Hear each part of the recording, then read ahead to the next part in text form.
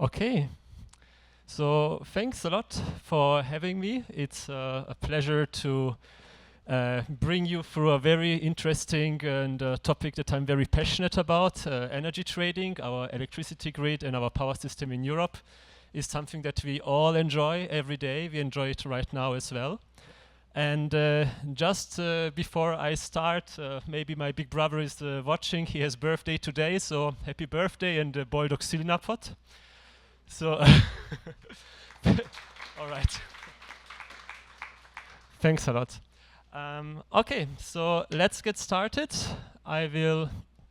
So just a little bit about me. If you have a phone, don't worry keeping it out along the presentation because there will be a few QR codes and feel free to take a snapshot. If I show some image that's interesting or a link or anything like that, there will be a QR code and you can just bookmark it to take a look at it later. And there will be a game at the end that you can participate in, how to balance a grid, and I really advise you to take part in it to get a feeling for it. So, electricity. This is a slide I really like to use at the beginning of when I talk about the electricity grid. Electricity grid in Europe is something that brightens up our nights and makes it possible for us to enjoy the evenings. This is a picture of Europe. There are some dark spots here. And what makes this work? Very important is that the grid has its own frequency, which is 50 Hertz, that has to be kept at any point in time. Once the 50 Hertz breaks down or we move away from the 50 Hertz frequency, doesn't matter if up or down, we are endangering the entire blackout in a region or even across all of Europe because all of Europe is connected with the energy grid. So we have to keep it. Electricity is a very, very special commodity because it has to be used the second that it is produced. So every time there is a producer, there has to be a consumer. Both sides are equally important.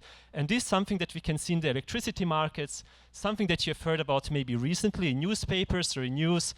We have negative prices for electricity. Why? If there are consumers missing, then you can buy electricity for negative prices. You are paid to use up excess electricity to make sure we keep the 50 Hertz. Today I will concentrate a little bit on the current state in the EU on renewable energies. Then we will talk about just a short recap, how do power markets work. We have long-term, short-term, very, very short-term. And then we jump into it. What about weather prediction? Renewable energy percentage is very high. It's important to predict the weather. Then we will talk about how we predict the generation and how from that we move to stochastic optimization, single stage, stochastic optimization, multi-stage, and how this is a very, very complex problem the further we want to look into the future and how this leads us to reinforcement learning. So at the very end, I will not talk about reinforcement learning in details, but feel free to come up to me and we can then talk about it. So, big success story in Austria, in general above 95% based on renewable energies. I think last year it was 100%, so Austria is extremely safe in that regard.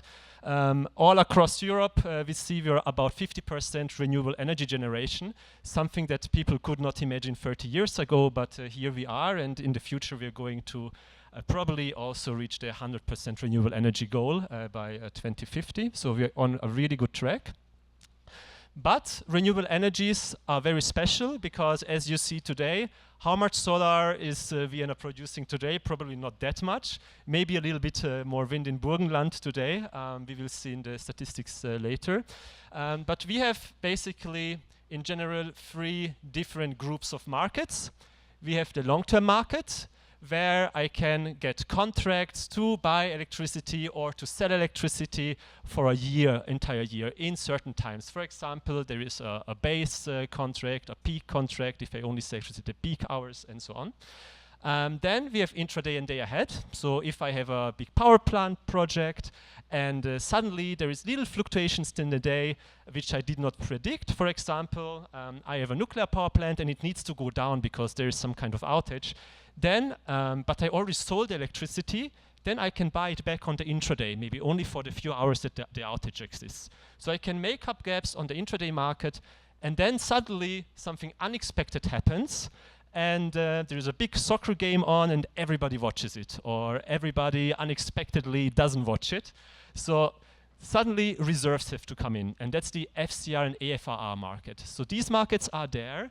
In the very last moment, if there's a big spike in electricity or something unexpected happens, let's put reserves in, batteries in, to make up and smoothen out our gap between production and consumption to get as close as possible to 50%. So just a very short info, for example, for big power plants, coal, natural gas, nuclear power plants.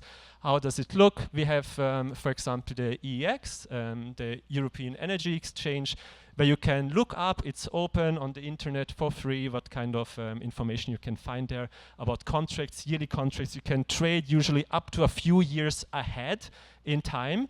Why a few years? Because, for example, you want to build a power plant project and you need to just have some kind of safety or financial safety and hedge yourself against risks.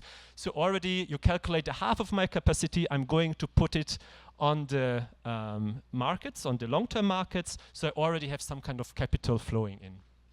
So we have the long-term markets, and then we have the short-term markets, intraday and the day-ahead market. And I have certain forecast for my production, and I'm going to trade on the day-ahead market for it. So I kind of predict what will be my production tomorrow based on what might the demand will be, what maybe I have some assumptions about the price that will be. And then I'm going to make my trades, and then the actual production comes in. For example, I have a wind power plant. I try to predict based on my wind forecast what I'm producing. And then the actual production numbers come in and they deviate. And so I have the day ahead for the next day, and then I have the intraday, which is a little bit more short term. I can trade up to 5 minutes before the delivery time. So I have to deliver electricity from 12 to 1. I can trade up to 11:55. And at this point, I get really good, very accurate predictions for what the wind will be in the next range. So whatever is the difference here, right? On the intraday market, I can catch a little bit of the difference already to reduce the difference on the intraday market. And that's where intraday trading comes in, which are a little bit closer than to production. And this also bridges the gap a little bit. But then there's still something can change. So the wind can change every minute. It's very unpredictable at times. So the next thing that we need is, let me go back, is the reserve market, something that I showed you before. And the reserve market is where the batteries come in. So let's take a look at our assets that fulfill these curves. In general, we have two types of different assets in the electricity and the power world. One asset is something that we call the non-dispatchables, where when the electricity is produced, the electricity has to be sent out, right? If we produce electricity with a wind farm, we want this wind to be actually sent out and be sold at a certain price and generate value. And we cannot control when the wind blows, so we have to basically send it out. That's non-dispatchable. On the other hand, we have batteries. And here you see the chart of basically two trading strategies. A wind asset will usually use a trading strategy which is called something like a position trading algorithm at E-star, or a position closing algorithm, or just a closing algorithm. And the point of the closing algorithm is I have a certain prediction what my usage will be, and I want my algorithm to go on the markets and trade this position.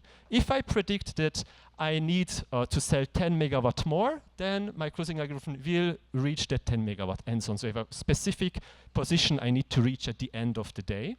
And the flexibility algorithm is just there to say, hey, I'm going to provide flexibility in both sides. I can generate, or I can also take and consume electricity in both sides. And in the best case, I have a strategy which has a net zero position. So if it looks like there will be overproduction, I'm taking energy out. And if it looks like there will be underproduction and there's a high price on the market, I'm selling and I'm sending electricity back. And so batteries potentially is something we call the churn rate, where we charge and discharge or sell and buy the same amount over and over again, but physically we don't actually do anything with the battery. That's the best thing that a battery can do, and that's another value that batteries add to the system. Yeah, and this is something that you might see in all kind of shapes and forms. Just an order book with different prices. In general, the market is built up for certain delivery times, 15-minute periods, for example. And there's somebody who is willing to buy electricity for 75 or sell for 128 for that 15-minute period. So we talked about day ahead and intraday. And then there might still be, as I said, some kind of gap, which then reserve markets have to make up for. And this is basically batteries come in and things that can react really, really fast. And this difference here is much more valuable because this is the one that saves the electricity grid from collapsing in the end. So for predictions, on one hand, we have all kind of forecasts, right? We have huge global forecasting systems that can give us some kind of probabilistic distribution how the wind might look like. And it's really good because the governments and so on give us about 48 to 72 hours of free forecasting data. For example, Icon EU, Icon D2 models that are free available.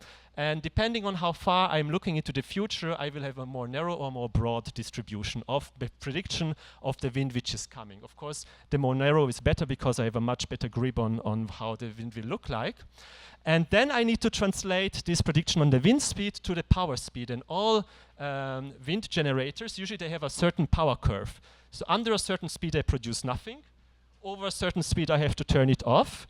At some point, I reached my operational speed with my maximum power output, and then there's a ramping up period. And now I'm translating my predicted wind speed against a predicted power generation.